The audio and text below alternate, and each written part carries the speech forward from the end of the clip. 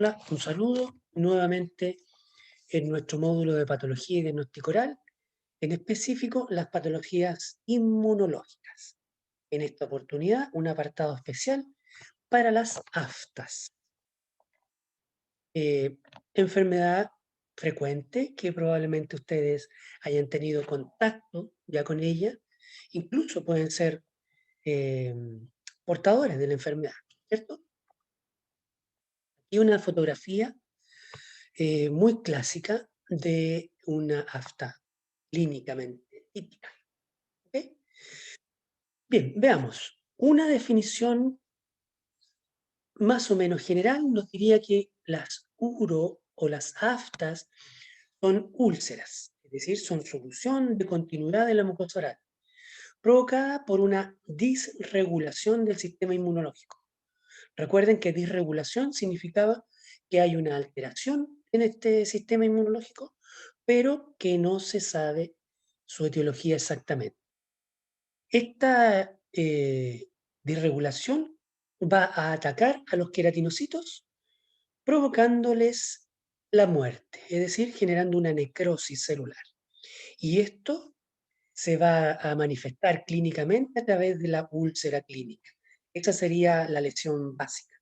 En este caso sería muy dolorosa, hay una desproporción en el tamaño de la lesión y el dolor que provoca es autolimitada, porque con tratamiento o no, esta va a desaparecer y además es recurrente. Antes de seguir, es importantísimo hacer la salvedad que hay sinónimos para esta enfermedad y los más utilizados son aftas y uro. Uro es úlcera recurrente oral. Estos son los dos más utilizados. Sin embargo, también está estomatitis recurrente oral, afta recurrente oral. ¿Ok? Y una cosa muy especial es que es distinto hablar de ulceraciones aftosas. Es importante que ustedes comiencen a usar este término para aquellas úlceras que se manifiestan en la boca, pero que son resultado de una enfermedad sistémica ya conocida. Por ejemplo, una diabetes, una candidiasis, un VIH, etcétera, etcétera. ¿Ok? Entonces, es diferente el término de afta al término de ulceraciones aftosas. Veamos un poco. Las uro son un tipo específico de úlceras, porque hay muchos. En primer lugar, están las úlceras primarias, son aquellas úlceras que se presentan como la primera lesión básica en el desarrollo de una enfermedad. Y también están las úlceras secundarias, que son aquellas que se producen durante la evolución de algunas enfermedades, pero posterior a una lesión primaria. Por ejemplo, la úlcera del herpes recurrente labial, que siempre es posterior a una vesícula, que puede ser transitoria, pero siempre está primero, en fin. ¿Ya? Y también está, según su etiología, las diferentes tipos de úlceras. Las traumáticas, ¿cierto? Por un roce, por una mordedura. Están las neoplásicas, como en el caso del cáncer espinocelular. Infecciosas, como dijimos, de la candidiasis o el herpes o de la sífilis.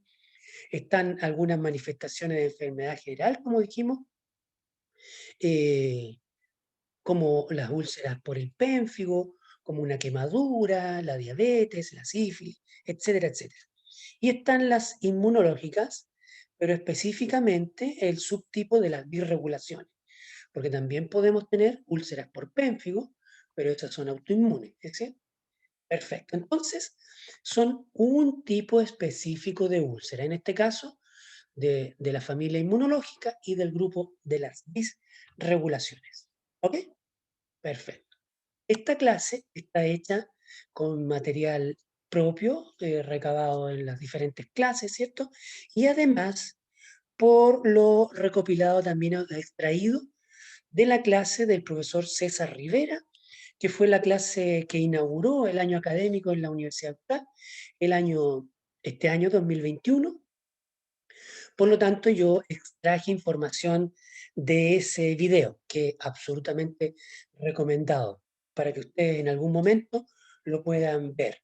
Es un video muy extenso, ¿cierto? 1 hora 43, pero ustedes pueden buscar las partes que corresponden a AFTA específicamente y eso ya no les va a tomar tanto tiempo. Se los recomiendo. Veamos algunas generalidades. Las aftas o uros son ulceraciones dolorosas recurrentes que pueden ser solitarias o múltiples. La gran mayoría de ellas son solitarias. Es una enfermedad más frecuente de la mucosa oral, una de las más frecuentes.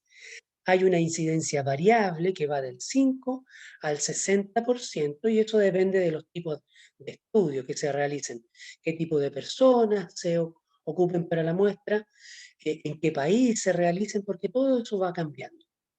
Lo que sí es común es que el promedio de la frecuencia en la edad que se da más es en la niñez y en la juventud.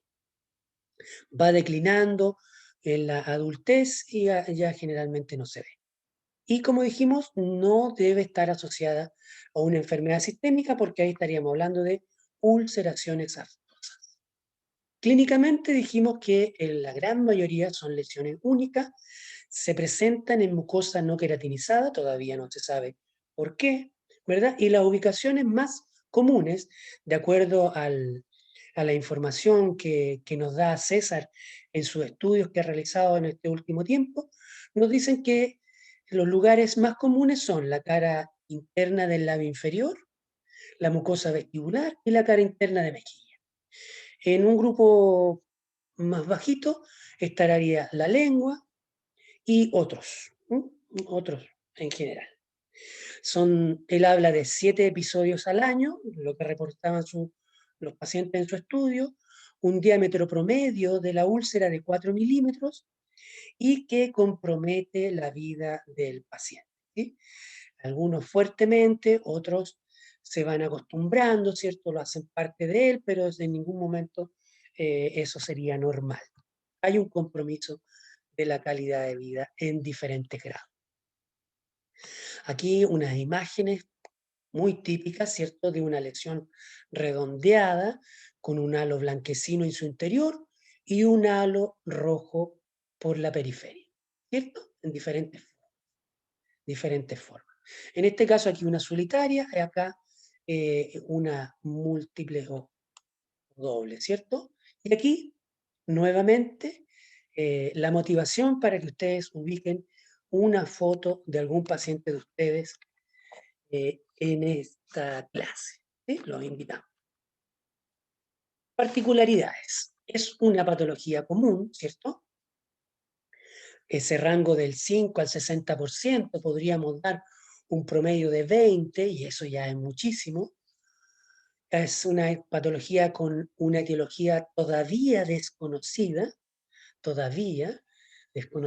entonces es un interesante desafío el que se ha planteado el doctor César para tratar de contribuir en esta búsqueda de este eslabón perdido de la afta, ¿cierto? Pero se habla que hay algunos factores de riesgo, algunos factores moduladores que podrían dar luces de esto, y entre ellos son un polimorfismo genético, es decir, una susceptibilidad de algunos individuos de sufrir esta enfermedad.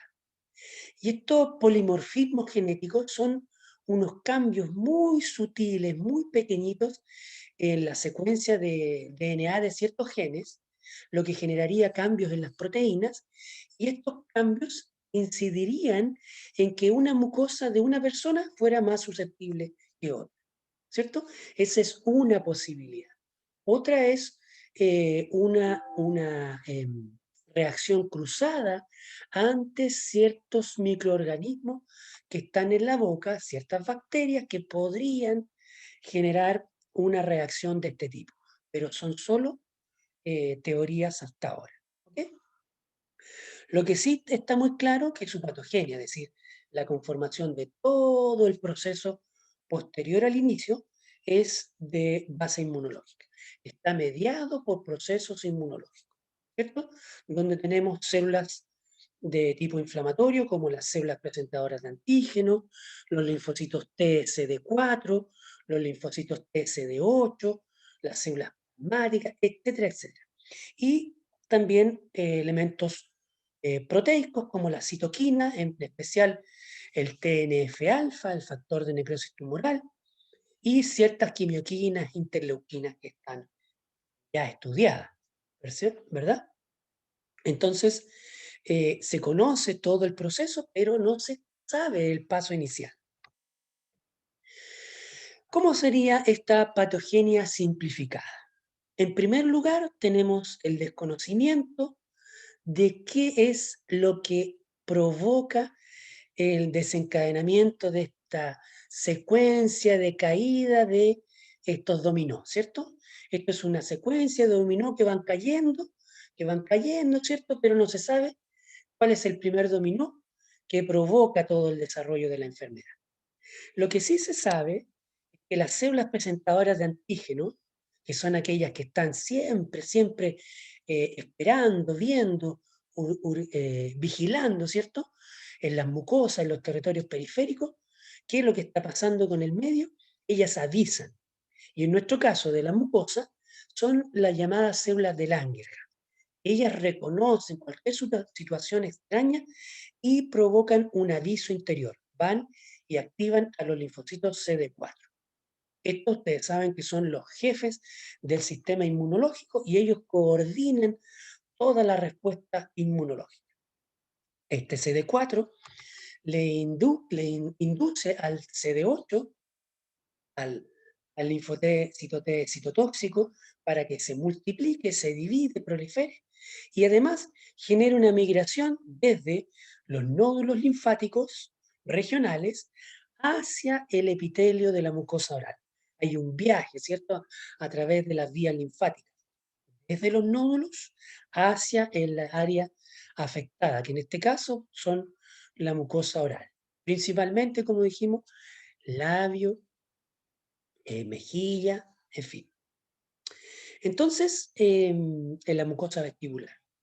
Entonces, esta migración hace que los CD8 se ubiquen en la zona subepitelial y generen su interacción con el queratinocito, generando la necrosis de este y posteriormente la ulceración clínica.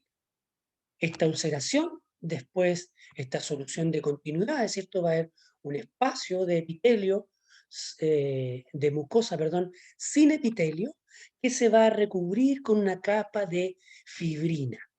Eso es un intento de el inicio de una reparación. Después va a haber una recuperación del proceso, va a haber una reepitalización, ¿cierto? Porque esta enfermedad, como dijimos, es autolimitada. Sin embargo, va a haber una recurrencia. La recurrencia es muy variable, ¿cierto? Hay algunos pacientes que la recurrencia es de un par de días, de una semana, de unos meses, pero hay otros que pueden ser por años, la recurrencia. ¿Ok? Eso es una patogenia simplificada para que ustedes entiendan el proceso de cómo se produce una úlcera de este tipo. ¿Sí? Ahora, clínicamente hay diversas manifestaciones y para eso se generó en el año 72 el señor Lehner, un inglés, desarrolló esta clasificación que hasta el día de hoy sigue en funcionamiento. Él clasifica las aftas en aftas menores, que por lejos son las más comunes, las aftas mayores, que a veces se ven, y la herpetiforme, que es bastante, bastante rara. Veamos ahora las uro menores o las aftas menores. Son lesiones dolorosas, ¿cierto? Recurrentes, generalmente son redondas u ovales. Eso es muy característico, con un halo rojo en su periferia. Son de aparición brusca y generalmente menores a 0,5 milímetros o 5 milímetros en realidad. Dijimos en un principio que el promedio son 4 milímetros. Su tiempo de duración es de 7 a 14 días y como vimos con la información de César, tiene una recurrencia de 7 veces al año en promedio. Este centro blanco que la hace ser blanca, ¿verdad? Es por una pseudomembrana de fibrina y este halo eritematoso que la hace ser tan característica. Imágenes de estas células, las úlceras, perdón, múltiples. Aquí hay una célula, una úlcera solitaria, acá también. Estos dos son pacientes, son niños. Veamos las mayores. Las mayores son bastante más raras, ¿cierto? Bastante más raras. Son un tamaño mayor a 0,5 centímetros y generalmente va en un promedio de 1 centímetro. Pero aquí ustedes ven bastante más grande, ¿cierto? Se ubican en el labio o en los pilares posteriores, en los pilares amigdalianos, un dolor muy intenso, su persistencia aumenta más de 10 días, incluso pueden ser varias semanas, tiene una forma de cráter porque a veces su borde hay un levantamiento y a diferencia de las menores, se pueden dar también en mucosa queratinizada y puede dejar una cicatriz porque la profundidad de la úlcera afecta también el tejido conectivo y puede dejar una cicatriz. Las aftas herpetiformes, la verdad, muy raras, muy raras. Están dentro de la clasificación, pero eh, es muy difícil de ver. Son muy pequeñitas y la diferencia está con las úlceras menores, en que su número siempre se presentan en un gran número, ¿cierto? Tienen mayor recurrencia, por ejemplo, aquí ustedes ven que son bastante más de 2 o 3, como podría ser una úlcera menor. Y se llaman herpetiformes porque se parecen mucho a las úlceras que deja el herpes recurrente cuando aparecen múltiples vesículas, ¿cierto? Y todas se revientan en un mismo periodo, entonces se puede ver de forma similar. ¿Cuál es el tratamiento? El tratamiento, según lo revisado por el doctor César, es que no existe una evidencia confiable hasta ahora para ningún tratamiento. Eso es lo primero. Esto según las guías y las revisiones sistemáticas que hacen en las revisiones Cochrane, ¿cierto? Sin embargo, en esta revista, una revista británica, nos indica que la terapia puede estar dada en 3 pasos. Una, por un fármaco, que sería en este caso la triamcinolona, al 0,1% en Plastibase. La triamcinolona es un corticoides tópico, que se podría usar 4 veces al día. En segundo lugar, esta revista nos habla de el uso de la lidocaína tópica, ¿cierto? Al 2%, con un máximo de 8 aplicaciones al día. Y en tercer lugar, de tipo coayudante, sería la clorexidina al 0,12% en una proporción de 2 veces al día.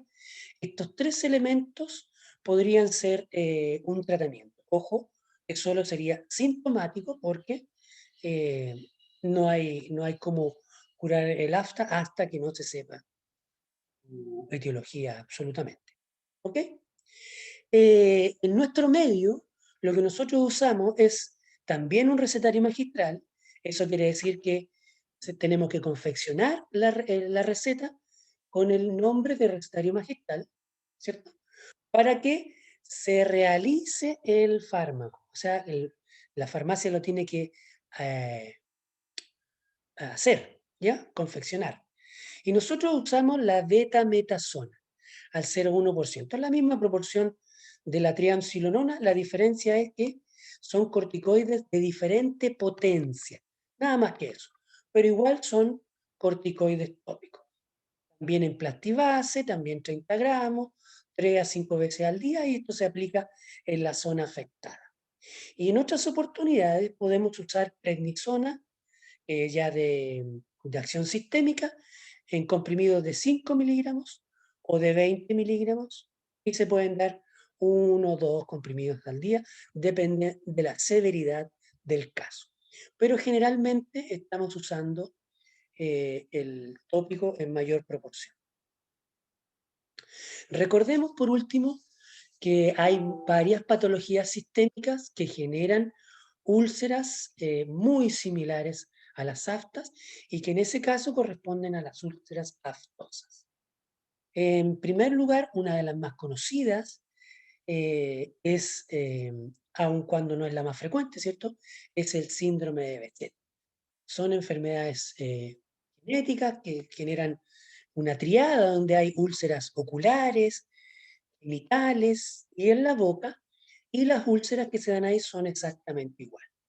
Otras son algunas enfermedades inflamatorias intestinales, en que ahí caen, por ejemplo, la colitis ulcerativa, la enfermedad de Crohn y todo el espectro de la enfermedad celíaca, aquellas que tienen eh, problemas con el gluten, ¿verdad? Hay deficiencias de vitaminas, algunas anemias y algunas enfermedades más comunes para nosotros como la candidiasis, el líquen plano, el pénfigo hipigoide, eritema multiforme, sífilis, VIH, etcétera, etcétera, etcétera.